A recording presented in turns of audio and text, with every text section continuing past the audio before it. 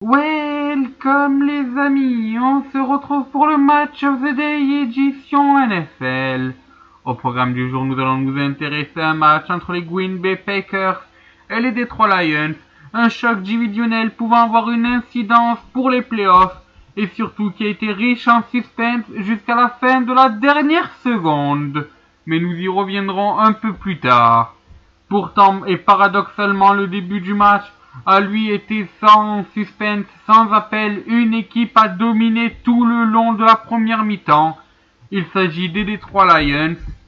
Les Detroit Lions ont ainsi marqué 17 points d'affilée sur donc le premier quart-temps en n'en concédant aucun. Ce sera d'ailleurs les seuls points marqués de cette première mi-temps. Ainsi, les Detroit Lions ont été présents offensivement avec 2 touchdowns. Alors, je vais justement vous dire les noms.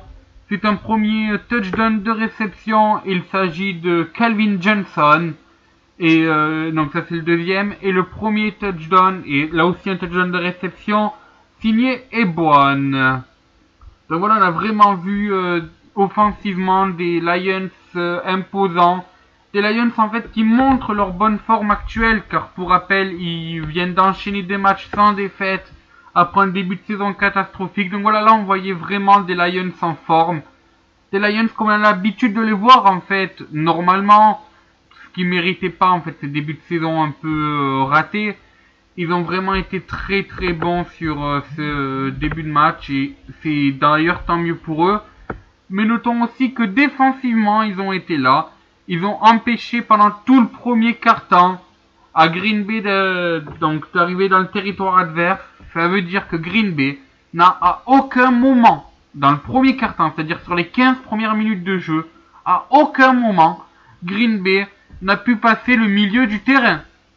Green Bay est resté coltiné dans dans son propre terrain. Les seules fois où le ballon dépassait le milieu du terrain, c'était sur les dégagements. Donc voilà, c'est vraiment inquiétant de voir que dans Green Bay offensivement n'y arrivait pas.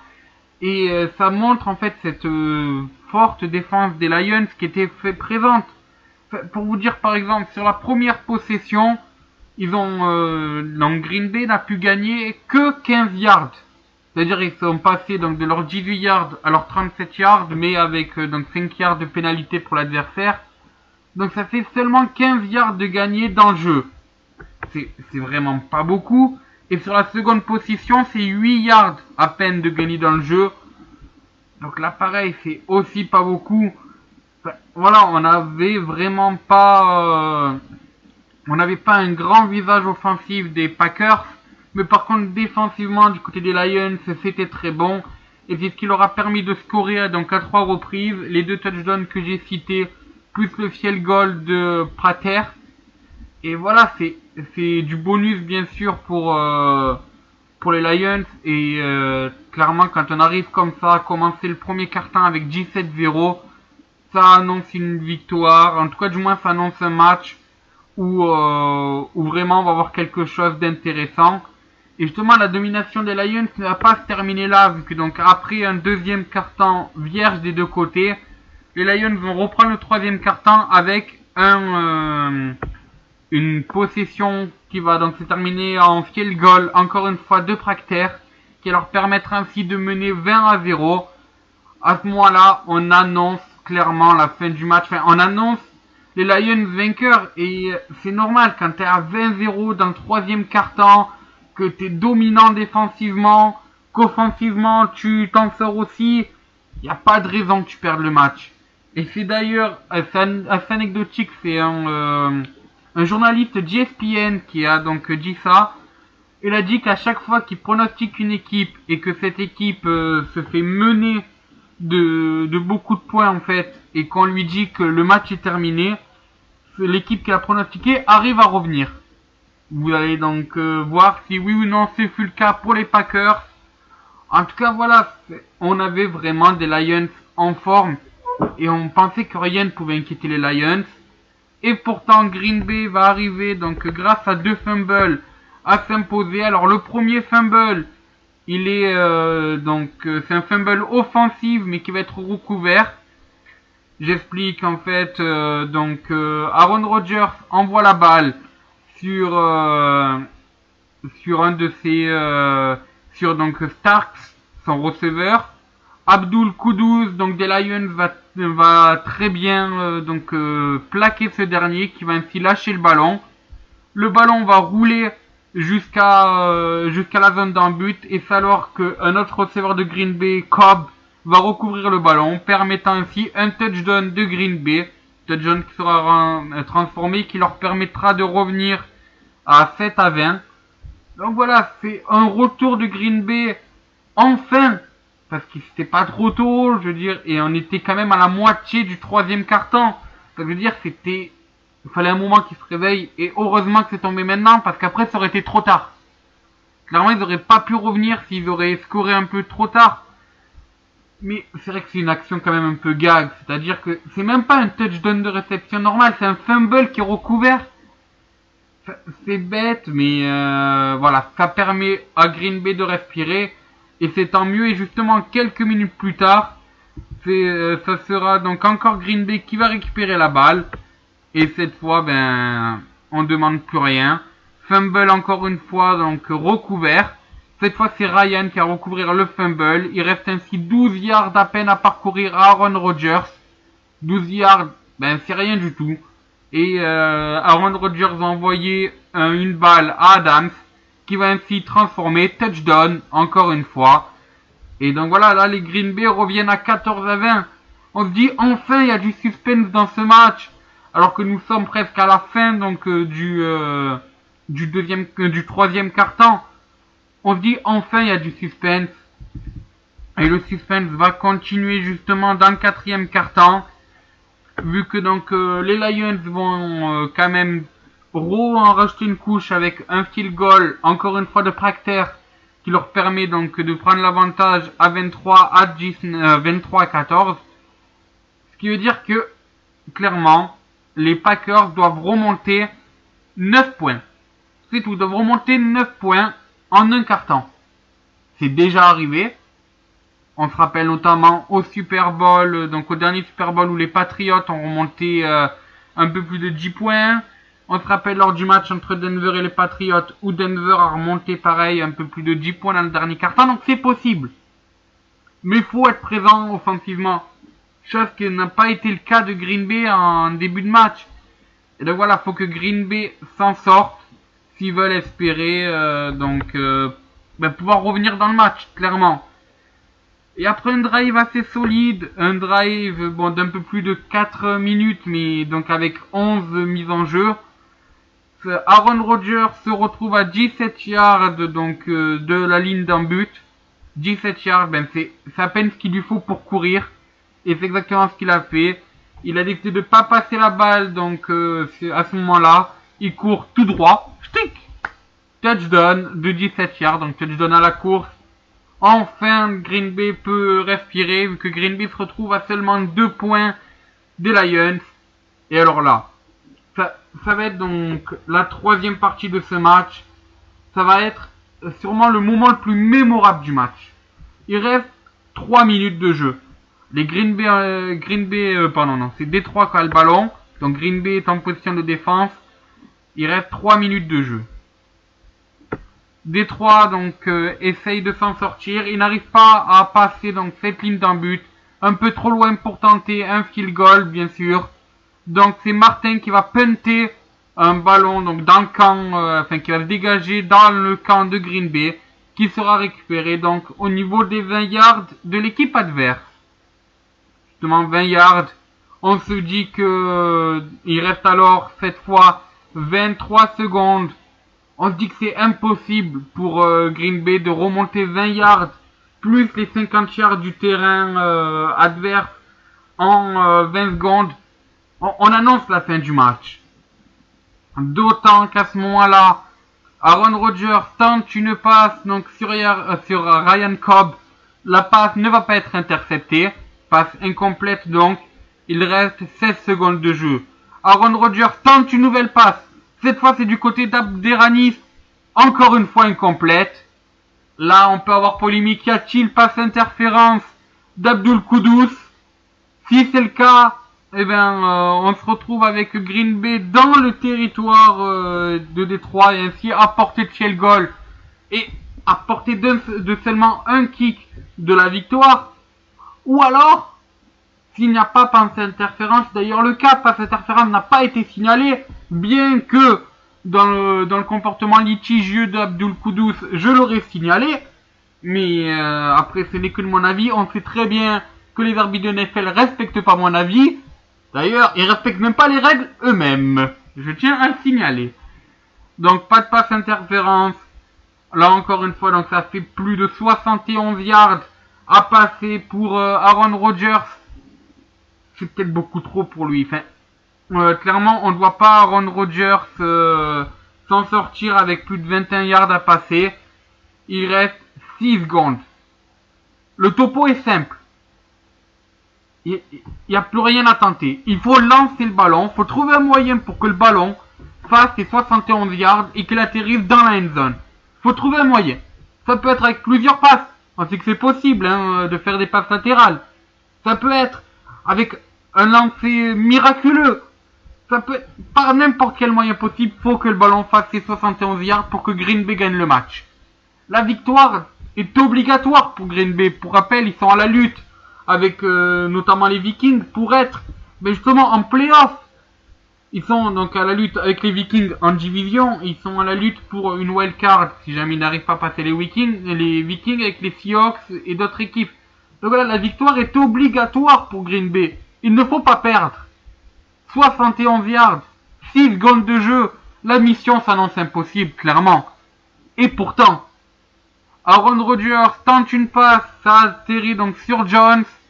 Jones ne trouve aucun soutien.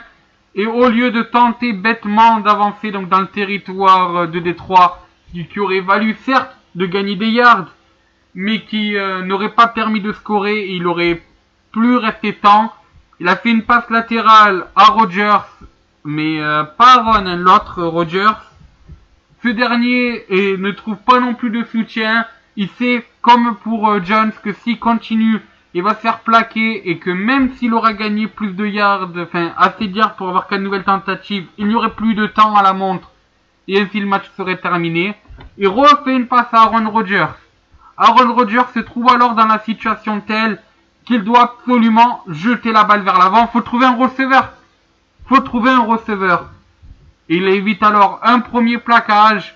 Et justement, en évitant ce plaquage, le plaqueur de Détroit, alors ça serait Taylor à première vue d'après la finalisation de l'arbitre, aurait mis son pouce au niveau de la grille qui protège le visage d'Aaron Rodgers. Ce dernier se fera plaquer justement par un second défenseur qui arrivait. On annonce alors le match terminé. Clairement, voilà, Aaron Rodgers s'est fait plaquer, le ballon n'a pas fait 71 yards, il reste plus rien, enfin le temps s'est écoulé, donc c'est bon, le match est terminé. Et pourtant, ce petit pouce justement dans la grille a été vu par un des arbitres qui va signaler la faute. Alors, l'erreur est vraiment minime, mais elle doit être signalée. C'est vrai que c'est un face mask, c'est une faute dangereuse, donc elle est obligée d'être signalée. On peut pas reprocher pour une fois à l'arbitre de faire son boulot. Cette faute peut être très dangereuse, donc oui, on doit signaler ce genre de faute, même si elle est très légère, même si elle est inintentionnelle, accidentelle, je devrais plutôt dire. On doit quand même la signaler, et c'est ce qui a été fait. L'arbitre a fait son boulot. Mais c'est par contre la décision de l'arbitre, donc suite à ça, 15 yards donc de pénalité, c'est normal, c'est le tarif pour ce genre de faute. Ça met ainsi Green Bay à plus de 10 yards derrière la ligne de la moitié de terrain. Ça fait qu'il reste 60 yards à parcourir en fait pour Aaron Rodgers et ses compatriotes. Mais surtout, alors qu'il restait plus de temps à la montre, l'arbitre accorde une ultime tentative à Aaron Rodgers, estimant ainsi que s'il n'y aurait pas eu faute, Aaron Rodgers aurait peut-être pu envoyer la balle dans la end zone adverse. Donc, nouvelle tentative, ultime tentative. Là, le topo est simple. Il reste plus de temps. Qu'une seule et unique tentative. Il faut qu'Aaron Rodgers arrive avec cette ultime et unique tentative à faire gagner 61 yards à son équipe. Va-t-il y arriver? La réponse est oui. Aaron Rodgers va surprendre tout le monde. Il va arriver dans un premier temps à sortir donc de la zone de protection qui a été faite par ses joueurs de ligne offensive. Il va se décaler sur la droite après avoir évité un plaquage, reculer légèrement, puis réavancer afin de prendre un peu d'élan. Il va lancer le ballon à plus de 61 yards en direction de la end zone. 61, c'était pile la distance qu'il fallait franchir. Le ballon va alors être intercepté par son homonyme, donc le numéro 82, Rodgers, qui va capter le ballon dans la end zone au duel avec d'autres défenseurs de Détroit. Le ballon est capté. Touchdown pour Green Bay, qui se retrouve ainsi à 27-23. Il reste plus de temps. Le temps est écoulé. Green Bay vient de s'imposer sur un Hail Mary de 61 yards. Un lancer tonitruant, un lancer stratosphérique qui fera d'ailleurs dire à Aaron Rodgers que c'était le trou noir, vu qu'Aaron Rodgers va dire en interview qu'il ne se rappelait même plus de pourquoi il avait lancé la balle. Tellement le stress lui est monté, l'adrénaline en fait lui est montée au moment du lancer. Il se rappelle même plus la cause de son lancer. Et lorsqu'il a vu le ballon en l'air, il a dit, il se disait intérieurement, faut absolument qu'il conquenne mon équipe, n'importe qui, mais conquenne mon équipe qui soit en dessous. Et ce fut le cas avec la personne qui était en dessous, c'est Rodgers. Un autre, bien sûr, Rodgers, pas le lanceur, mais bien le receveur. Et qui va ainsi permettre à Green Bay de gagner une victoire qui est d'autant plus importante qu'elle permet à Green Bay potentiellement de prendre la première place à l'issue de cette journée, si jamais les Vikings qui jouent bien sûr dimanche perdent. D'ailleurs, notons que les Vikings jouent Seattle et les Vikings jouent les Seahawks, donc la défaite des Vikings peut être possible. Ce qui veut dire que Green Bay peut reprendre la première place de sa division et ainsi être qualifié en playoff suite à cette victoire.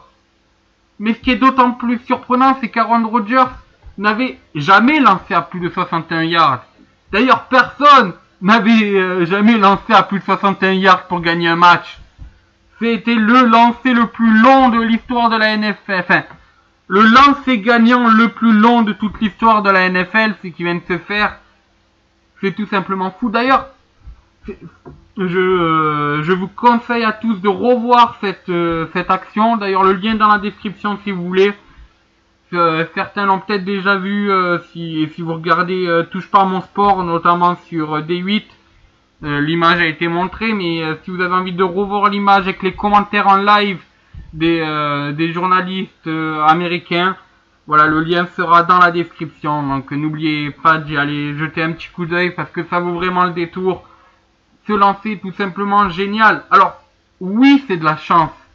Clairement, on ne peut pas, même avec tout le talent soit-il, je crois qu'aucun quarterback ne peut dire je vais arriver à lancer à 61 yards et que le ballon soit capté par un des joueurs de mon équipe. C'est impossible. Tout simplement parce qu'il faut une telle force déjà pour lancer à 61 yards qu'on ne sait pas où le ballon va partir, clairement. Et après, on n'a plus qu'à espérer. Et on sait très bien que plus la distance est longue, plus bien sûr le ballon met du temps à y arriver à cette distance-là. Et ainsi que ça permet aux défenseurs de lire le jeu. Donc c'est vraiment de la chance que ce lancer soit passé, qu'il y ait touchdown et que Green Bay gagne. Mais de la chance méritée. C'est-à-dire qu'on sait qu'Aaron Rodgers est un grand quarterback. On n'a pas besoin de le cacher. Je pense que voilà, c'est clair, net et précis. Aaron Rodgers est un grand quarterback. Comme Tom Brady est un grand quarterback. Comme Peyton Manning est le meilleur quarterback pour l'instant. Je parle bien sûr au niveau des statistiques. Donc cette année, ce ne soit pas le cas. Mais c'est vrai qu'Aaron Rodgers est un de ces quarterbacks que dans quelques années, s'il prend sa retraite, on mémorisera. Ce n'est pas comme d'autres. Lui, on le mémorisera. Et donc, voilà, d'arriver à lancer comme ça, un lancer de 61 yards, même si c'est de la chance, c'est quand même mérité au vu de la carrière qu'il a eue. Même avec les difficultés qu'il a eues en début de saison, c'est quand même mérité. Et donc voilà, c'est vraiment le lancer qu'il fallait. je vais plutôt dire un coup de destin quand même qu'un coup de chance. C'est vrai que j'utilise le mot de chance, mais c'est péjoratif. C'est vraiment un coup du destin, ça. Surtout que, voilà, il arrive après un face mask. C'est surtout, voilà, c'est cette faute, là, le face mask. Donc cet agrippement, en fait, de la grille faciale qui est bête. Parce que s'il n'y aurait pas eu ça, le temps serait écoulé et Détroit aurait gagné le match. Malheureusement, voilà, l'arbitre a été obligé de signaler cette faute et c'est normal. Et on peut quand même reprocher malheureusement à ce défenseur d'avoir fait cette faute-là parce que ça permet derrière à Aaron Rodgers de pouvoir tenter ce lancer de 61 yards et de le passer surtout. Voilà, c'est tout simplement génial, tout simplement stratosphérique. C'est la plus grande occasion de l'année. Je crois que ça y est, on peut arrêter les votes. On a notre touchdown de l'année tout simplement parce que jamais personne avait lancé un lancer gagnant en fin de match. Donc de plus de 61 yards, mais surtout que cela a été fait alors que Green Bay était mené, alors qu'il restait plus de temps à jouer. C'est-à-dire que si le lancer était loupé, il n'y avait pas seconde tentative, troisième voire même quatrième tentative, non. Si le lancer était loupé, c'est fini, l'arbitre sifflait la fin du match. Donc voilà, c'est vraiment génial ce que vient de faire Green Bay. Voilà, j'ai pas d'autres mots, c'est génial, c'est stratosphérique. J'arrive pas en fait à décrire ce lancer tellement pour moi, c'est un coup du destin, voilà, tout simplement. Je pense que c'est la seule chose que je peux dire. C'est génial. Enfin, pour vous dire, quand j'ai vu cette action, j'y croyais pas mes yeux. Pourtant, je ne suis pas non plus un fan des Green Bay. Ceux qui me suivent depuis assez longtemps savent que je suis plutôt un fan des 49ers. Et que voilà, je regardais ce match juste comme ça, juste pour le plaisir, par curiosité, tout simplement, parce que c'était un choc de division, un match qui avait l'air intéressant, un match qui avait des enjeux pour les playoffs. Donc voilà, c'est un match que j'ai regardé en étant neutre. Je n'étais ni pour l'un ni pour l'autre.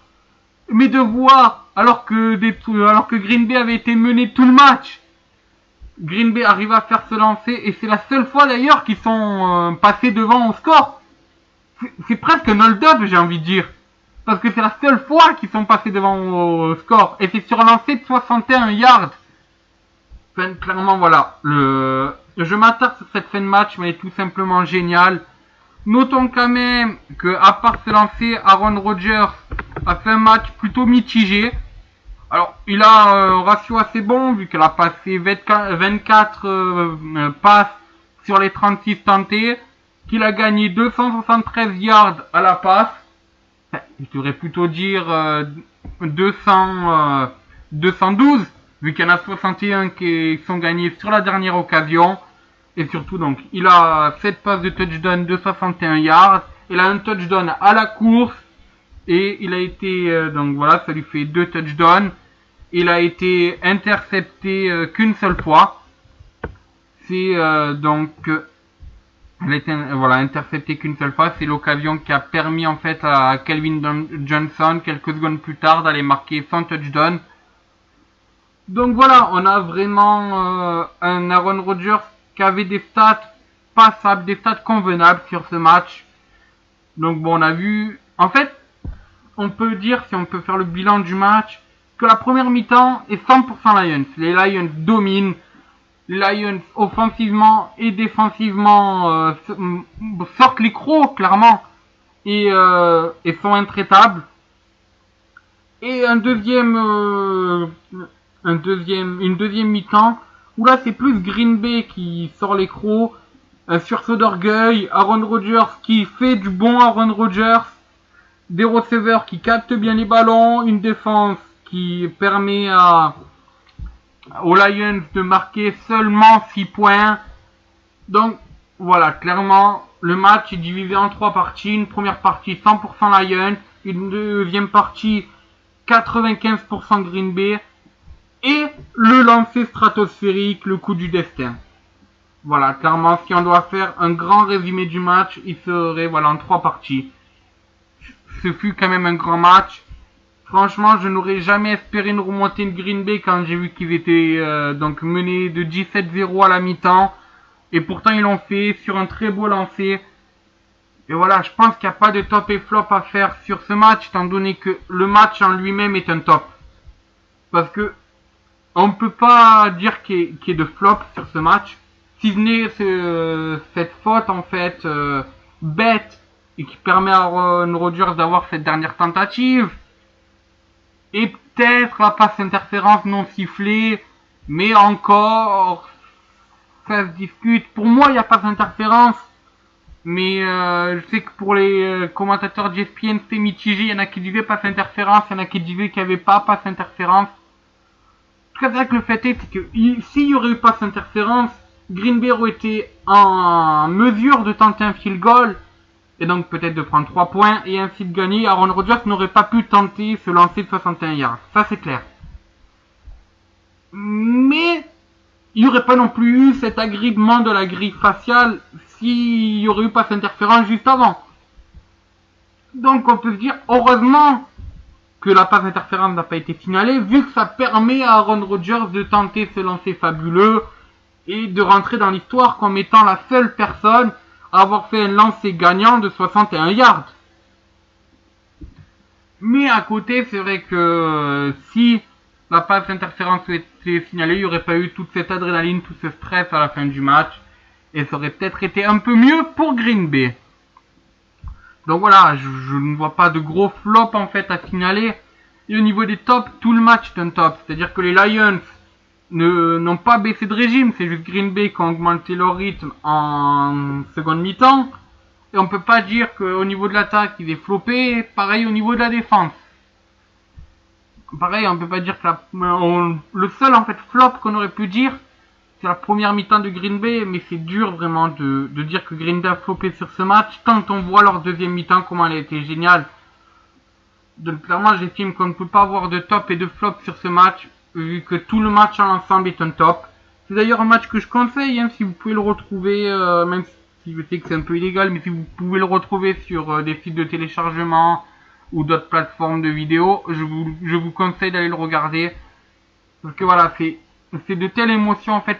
C'est ce genre d'émotions qu'on aime voir dans le sport, ce genre de choses qui arrivent vraiment dans la dernière minute. Je me rappelle d'une phrase donc d'un entraîneur de football, Sir Alex Ferguson, entraîneur donc de Manchester United, qui disait que lui il adorait quand ses joueurs marquaient dans les dernières minutes, car ça permettait aux supporters de rentrer chez eux avec des rêves plein la tête. Et bien c'est exactement ce qui vient de se passer avec ce match en fait. Green Bay vient de montrer dans le football américain que la méthode Sir Alex Ferguson marche. C'est-à-dire qu'après ce match, les supporters de Green Bay sont rentrés chez eux avec des rêves plein la tête. Des rêves de playoffs, des rêves de possible Super Bowl. Et pour ça, pourquoi? Parce qu'ils ont marqué à la dernière minute. Et c'est la méthode Sir Alex Ferguson. Sauf que lui, que ce soit sur du football, c'est sur du football américain. Mais le topo est le même. But, touchdown ou quel que ce soit à la dernière minute égale des rêves plein la tête pour les supporters en repartant. Et voilà. Bon, le triste supporter des Lions, bien sûr, qui malheureusement se retrouve maintenant à 4 défaites et 8 victoires. Ça va être dur vraiment pour eux d'espérer quoi que ce soit.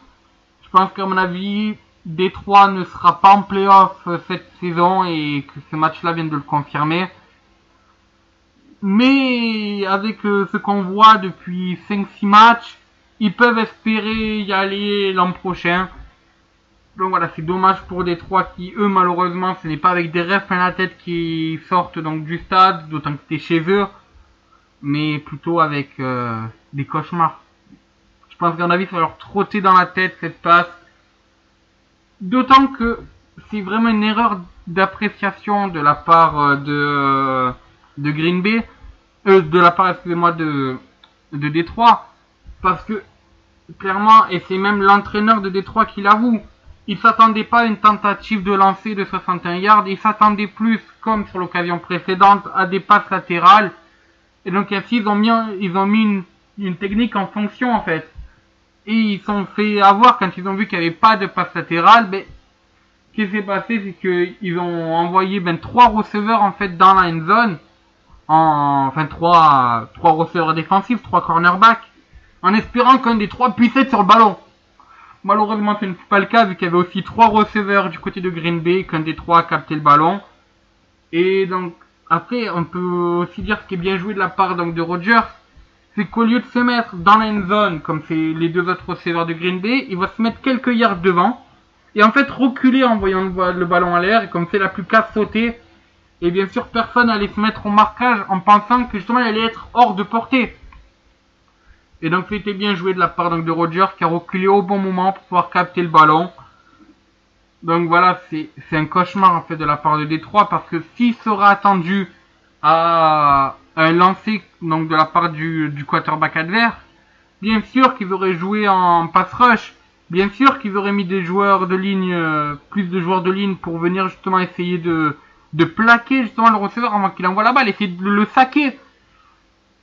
Mais malheureusement ça n'a pas été fait, mais on peut leur comprendre, c'est quand on est à 61 yards, qu'on sait qu'il reste donc plus rien à jouer, on se dit qu'ils vont pas tenter un lancer, ils vont pas tenter de faire courir quelqu'un, forcément ils vont tenter des passes latérales pour justement, ça permet d'avancer plus vite, ça permet en fait justement de surprendre. Parce que quand il y a une passe latérale, ben, le receveur, au moment où il envoie la balle, généralement il envoie comme un rugbyman en fait, c'est un peu une passe après contact ou une passe juste avant le contact. Donc ça permet d'éliminer 1 ou 2 défenseurs sur ce genre de passe. Et donc voilà, Détroit s'attendait à ça et malheureusement ce ne fut pas le cas. C'est dommage pour eux, en tout cas fin de match cauchemardesque pour eux. Pour Green Bay, fin de match miraculeuse qui leur fait encore espérer les playoffs. Je pense que c'est réellement le bilan de ce match. Voilà, je pense qu'on peut résumer à ça. C'est la fin du match, un miracle. Le miracle de Green Bay, j'appelais ça comme ça, même si le match ne fait pas dérouler à Green Bay. Donc l'appellation exacte, ça serait le miracle du Ford Field. Et voilà, tout simplement, un miracle. Un miracle qui... Tout simplement, je pense que j'ai rien d'autre à dire. Voilà, ben nous donc on se retrouvera mercredi pour un autre match of the day. Nous parlerons du derby new-yorkais. Ce derby qui donc se joue en saison régulière qu'une fois tous les 4 ans. Entre donc les New York Jets et les New York Giants. Mais surtout un derby qui peut avoir de graves conséquences. Vu que les Giants sont à la lutte dans leur division avec les Redskins pour donc une place en playoff. Et que les Jets sont à la lutte dans leur division avec les Buffalo Bills pour eux aussi une place en playoff. Donc la victoire est impérative pour les deux équipes. Affaire à suivre. Voilà, rendez-vous mercredi. Et sur ce, moi je vous dis à ciao, bonsoir les amis.